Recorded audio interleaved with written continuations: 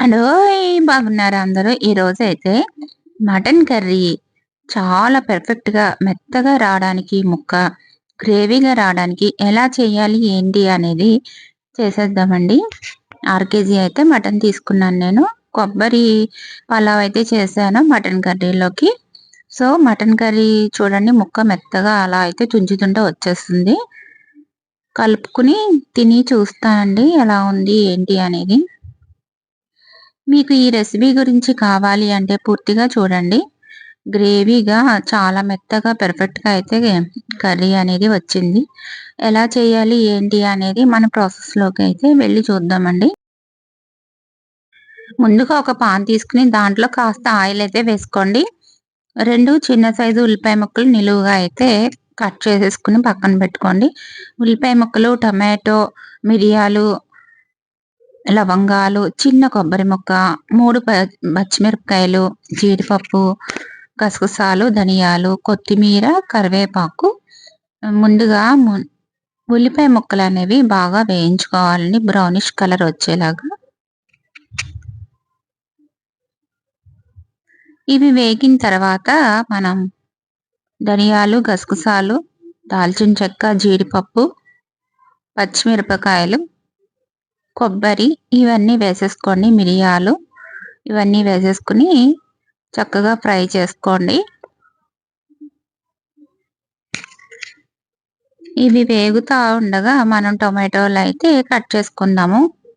కరివేపాకు, కొత్తిమీర కూడా మిక్సీ పట్టేస్తాం కాబట్టి కొంచెం ఎక్కువే తీసుకున్నానండి నేను. ఆకుకూరలు కూడా వేసామన్న సాటిస్ఫాక్షన్ ఉంటుంది కాబట్టి సో, ఇలా అయితే తీసుకోండి. ఇది మనం పేస్ట్ అయితే చేయాల్సి ఉంటుంది. అల్లం, అల్లం ముక్క, నెక్స్ట్ వెల్లుల్లి కూడా వేసేసానండి దీంట్లోనే.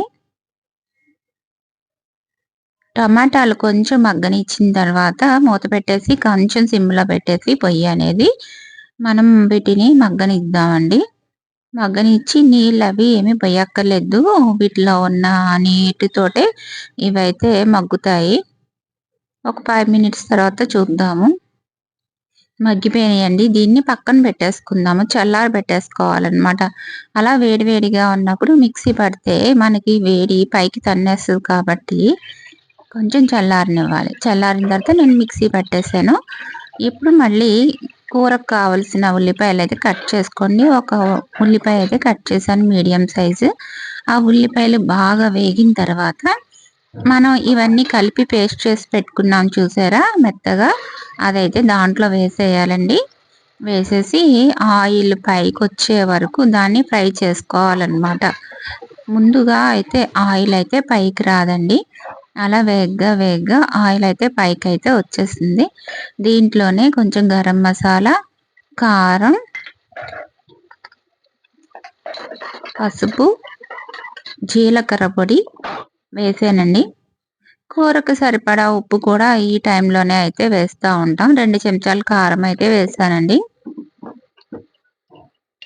కూరకు సరిపడా కారం కూడా ఇప్పుడు మనం గ్రేవీలోనే వేసేసుకుందాము. లాస్ట్‌లో మనం కావాలంటే చెక్ చేసుకొని కొంచెం యాడ్ చేసుకోవచ్చు. No problem. ఇవన్నీ బాగా ఫ్రై అయ్యి ఆయిల్ అయితే అలా పైకొచ్చేస్తుంది చూసారా?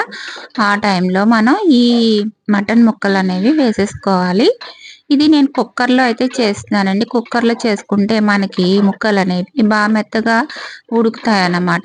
కొంచెం టైమ్ టేకింగ్ ప్రాసెస్ కాబట్టి ముక్కలు ఉడకడానికి. సో, మనం కుక్కర్ యూజ్ చేయడం మంచిది. మనం గ్రేవీకి యూజ్ చేసిన జార్ ఉంటుంది కదా! దాంట్లోనే కాస్త వాటర్ ఏసి దీంట్లో కలిపేసానండి. ఇంకొంచెం వాటర్ ఏద్దాము. వాటర్ ఏసేసి ఒక 6 విజిల్స్ వచ్చే వరకు బాగా ఒక మీడియం మంట మీద పెట్టుకొని, హైలో పెట్టకూడదు స్టవ్ అనేది. మీడియం మంట మీద పెట్టుకొని కుక్ చేయాలన్నమాట. ఇలా మీరు మీడియం మంట మీద కుక్ చేసుకున్నట్లయితే మటన్ ముక్కలనేవి బాగా వస్తాయి.